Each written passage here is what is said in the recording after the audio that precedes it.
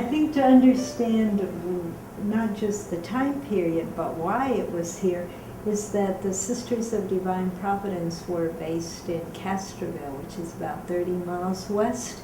And for those of us who teach U.S. history and those who take it, we know that the railroad made a big difference to what happened in small towns. And Castroville, though it was a thriving rural community, did not get the railroad. San Antonio did.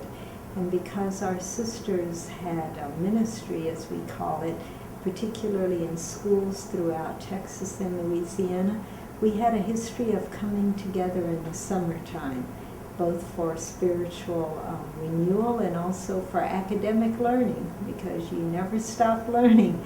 And so when the railroad went through San Antonio, it meant a horse and buggy ride, and that was not too good.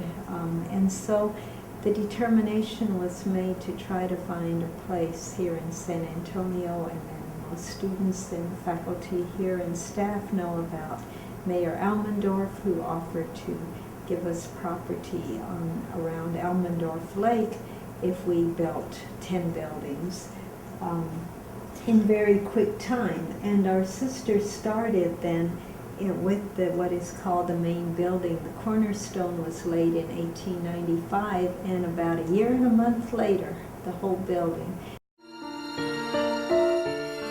This was the main building the way it looked originally, which if you are the students and those who've seen even pictures of it, look like it's just a skeleton of itself, because no one could foresee the future.